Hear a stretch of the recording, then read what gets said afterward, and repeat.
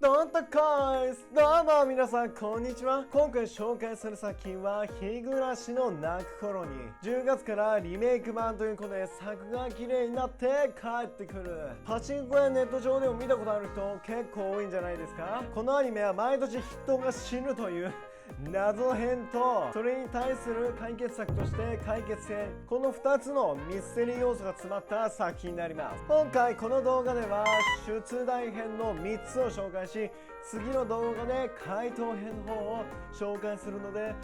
ネタバレが嫌な人は注意してください。ちなみにグロさは前回のリゼロをはるかに凌駕するものなので、ぜひこの動画で緩和していきましょう。それでは本作の舞台は人口2000人に満たない小さな村、ひなみ沢村。その村では毎年6月に行われる綿流しという祭りの日に不可解な事件が起こると言われていた。それは毎年必ず1人が死に1人が消えるという法則があり、この事件は村に祀られた神であるお社様が起こすたたりであると村人からは恐れられていた。そして事件が起きてから5年目の昭和58年、一人の少年前原圭一が引っ越してくる。本作は綿流しのお祭りで起きた5年目の惨劇、昭和58年6月を舞台にストーリーが展開されていく。主人公の前原圭一には同じ学校に通うクラスメイトの龍宮玲奈、学年が一つ上の園崎美音、学年が下の古出理香、北条聡子の5人と楽しい生活を送っていました。そんなある日、圭一はレナにお気に入りの場所があると紹介されて向かいます。そこで富武二郎というカメラマンと偶然出会い、ある事件について知ることになります。それはこの場所はかつてダムの建設工事現場でバラバラ殺人事件が起きたということでした。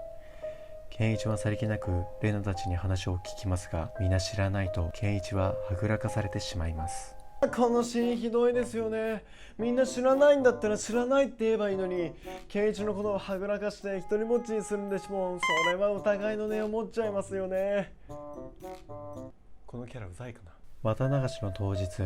圭一は富武から事件について詳しい話を聞きます。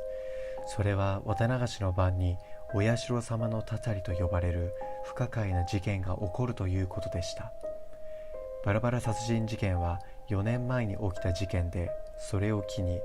3年前はダム工事で賛成派だった夫婦が転落事故死、2年前は地元の神主が原因不明の奇病で死亡、1年前は近所の主婦が撲殺されていたというのです。そして今日がお社様のたたり5年目の日でした。いやー、まさに怖すぎですよね。毎年みんな全くいい死に方をしないっていうのがとても怖い。まあそういう時は富武二郎に守ってもらいましょう。次の日、圭一は沖宮の刑事である大石という人物から昨日の晩に富武と連れの女性が死亡したことを聞かされます。その後も大石と連絡を取る中で、お社様のたたりという事件は神隠しをこの村では鬼の住む村と恐れられた歴史があることから鬼隠しと呼び、お社様のたたりで一人が死ぬと一人が鬼隠しにあって消えるという事件性があることを知りました。実際に4年前は犯人が消え、3年前は転落した夫の妻の遺体が見つからず、2年前は神主の妻が遺書だけを残し失踪、1年前は圭一の一つ上の年齢のサトシという少年が消えていました。さらにその事件には圭一が仲良くしていたクラスメイトが関わっていると大石は言います。4年前の事件ではミオンが工場の人と取っ組み合いをしていたことが目撃されていたり、3年前の転落死した夫婦の子供が聡子だったり、2年前の神主夫婦の子供が理香だったり、1年前の夫婦は聡子の叔母にあたる人物で、サトシは聡子の実の兄だったりと妙な関連性がありました。レナはもともとひなみ沢出身でしたが、親の都合で引っ越した際に転校先の学校の窓を破壊し、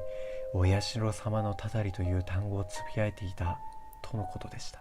大石さん、警察のくせしてプライバシーとかないんですかって感じですよね。でこれね、結構悲しいことにね、実際に栃木県でね、この事件を模倣した事件があったりとかしたんですよ。その学校のガラスに日暮らしって書いてあって、窓ガラスを割るっていう事件が。この話を内密にしていた圭一でしたが、レナとミオンはなぜかそのことを知っていました。彼は2人に詰め寄られますが、2人も自分に対して隠し事をしていたと反撃し、健一はやがて仲間に疑念を抱き始めます。健一は身の危険を感じ、自分の身を守ることにしました。しかしある日の夜、何者かに襲われた健一は目を覚ますと、レナとミオンが家に来ていました。そして圭一は取り押さえられ、注射を打たれようとした瞬間、彼は抵抗し、2人をバットで撲殺し、その場から逃亡しました。その後、公衆電話から大石に連絡しますが、直後圭一は自らの喉をかきむしって死んでしまいました。いやー、どうでした？このいきなりの急展開。ある日ね、仲のいい友達から命を狙われるってゾッとしますよね。ここではね、圭一は身の危険を感じたっていう風に言ってるんですけど、この身の危険の感じ方が半端ないんですよ。レイナとミオンが圭一の家に来てね、学校休んだんでお見舞いに来てくれたんですよね。でその時に持ってきてくれた差し入れの中に待ち針が入っていたりとか、下校途中にねずっと帰り後ろを付きまとわれるとかいうね、もうストーカー行為を受けるっていうね、もう怖いですよね。でラストもね、まさか主人公も含めてみんな死んじゃうのっていうまさかの驚きの展開ですよね。いやー、主人公が死んでね、成立する漫画ドラゴンボールだけでって感じですけどね。ある朝、健一たちは隣町の沖宮で開かれるゲーム大会に参加し、彼は景品として人形をもらいますが、健一はいらないと言い、レナにあげました。その帰りの途中にエンジェルモートというレストランに入った彼は、そこでバイトをするミオンを発見しました。しかし彼女はミオンではなく、双子の妹であるシオンでした。ちなみにこのエンジェルモートっていうお店は、健一と大石が最初の鬼殺し編の時に会話をしていたお店です。でここで働くシオン曰く、町の人っていうのはみんな団結力があるっていうことだったので、もしレストランで話していたことがレナとミオンの耳に届いてたということは、レストランで話してた人たちは、綿流しの当日、健一は富武とシオン、そして高野美代という女性と共にブルデ神社にある立ち入り禁止の西宮殿と呼ばれる場所に侵入しました。その中には多くの拷問器具があり、ひなみ沢は昔鬼が住む村、鬼ヶ淵村と呼ばれ、綿流しの日に人をさらって拷問するのが綿流しの本来の意味だと聞かされます。翌日、圭一は刑事の大石から2人が死んだことを聞きます。今年は2人が死んだということは、鬼隠しにあって消えるのは2人、圭一とミオンがその標的だと確信します。その後、シオンは失踪し、事情を聞いたリカや村の村長、リカと一緒に住んでいる里子にまで被害は及びます。村の立ち入り禁止の場所って言ったらもう入ったらやばいじゃないですか。もう考えればそこに堂々と入っていってしまうという好奇心たまりません。ちなみにここで出た高野美代っていうのは、最初富武次郎と綿流しの番に圭一が会うんですけれども、そこではね名前が出てこなかったので、今回初のお名前オープン。一連の連続開始事件がひなみ沢を取り仕切る御三家と呼ばれる家系の一つ、園崎家の仕業だと手がかりをつかんだ圭一はミオンのもとへ向かい、西宮殿に入ったことを謝罪し、事件について追及します。降参したミオンは、今までの連続開始事件は園崎家の意向であり、ミオンも事件に関わっていたと告白しました。ミオンの計らいで園崎家にある秘密の場所へと行くと、そこには失踪したと思われていたシオンが捕まっていました。2人は無事に救出されましたが、その後鬼に体を乗っ取られたミオンが現れ、圭一を包丁で刺し逃亡します。彼は病院で一命を取り留めるも、大石から不可解なことを聞きます。事件後、シオンはマンションから転落死し、圭一を刺したはずのミオンは秘密の場所にある井戸の中で圭一が襲われた日に死んでいました。さらに最後殿に入った高野はその時すでに死んでいたと鑑識の結果で出たと言われます。そしてその話を聞いた数日後に圭一も突如死んでしまいました。いやー、これ最後怖いですよね、普通に考えて。だって死んだはずの人物が実は生きていたみたいなことですよね。もうそんな死んだはずの人物と一緒にいるなんて、もうオカルト映画とかゾンビ映画ぐらいでしか見ないですもんね、その設定。でも安心してください、このアニメはちゃんとした謎解き要素っていうのが入っているのでね、しっかりとこの謎後々回答編の方で明らかにされていくので、ぜひ皆さん、なんでこんな事件が起きたのか、こんな現象が起きたのか考えてみてください。ある日、圭一は聡子が3年前に両親を亡くし、その後叔父夫婦に引き取られるも虐待を受けていたことを知りました。しかし叔母は1年前のたたりで死亡し、兄は行方不明となっていました。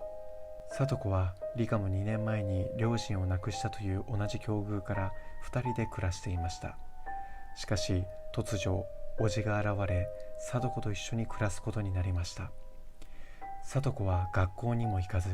身の回りの雑用をしていました。そんな状況にもかかわらず、児童相談所は対応に消極的で、聡子自身も兄に頼ってきた分、この状況を乗り越えることが自身の成長だと信じ、虐待を認めませんでした。その状況に耐えかねた圭一は、綿流しの当日に叔父を呼び出し、バットで撲殺してしまいました。これで平和な生活に戻れると思いきや、次の日叔父の死体が消えていました。圭一は再び殺そうと家に乗り込んで、叔父がいるか確かめに行くと、お風呂場で虐待を受けのぼせた聡子を発見しました。聡子の服を取りに理香の家に向かう途中、古出神社の賽銭箱の裏にカラスに食われている理香の死体がありました。怖い、もう一言で言うと怖い。いや、このアニメね、とにかくこう殺される描写がね、すごい多いんですよ。そのせいもあってか、こう日暮イコールなんか怖いアニメみたいな感じのイメージがすごい持たれがちなんですけどね。これも完全な余談ですけど、このアニメってすごいクラナドと構成が似てるんですよ。その最初の方は思ったよりそんなにあんま面白くないんですよ。こんなこと言ったらクラナドファンのね方にも怒られてしまうかなと思うんですけど、僕個人としては最初はあんま面白くないなっていう感じなんですよ。でも最後の方まで見ていくと、だんだんその面白さが分かってくる。で最終回を迎えると、今までのこのいろんな今までのつまんないかったストーリーっていうのを我慢して見た先に、こういう感動があるんだっていうのがね、すごく伝わるのが僕は結構クラナドだと思ってて、だから感動のシーンのみ見ても感動はするんですけど、そこの間っていうのをね見ていくとより感動するんですよ。それと一緒でね、日暮も最後の方すんごいスッキリしたりね、面白かったってなるんですけど、このグロい描写っていうのを乗り越えたこの先にあるのがね、僕は日暮だと思ってるので、皆さんね、もしこのアニメ見たいなって思ったら、もう頑張ってこのグロ描写乗り越えてください。もうグロいけどね、絶対これ最後まで見た人はこのアニメすんごい好きだっていう風になるのは絶対間違いないので、ぜひねこの動画を見て少しでも抵抗力をなくしてもらえたら嬉しいです。ということでラストスパートどうぞ。圭一は持っていたものでカラスを払おうとすると、その光景を聡子に誤解され、聡子は吊り橋まで逃げ出しました。圭一は説得するも反響欄になった聡子に橋の上から突き落とされてしまいます。その後ひなみ沢では謎のガス災害が発生し、圭一を除く全てのひなみ沢の住民が死亡しました。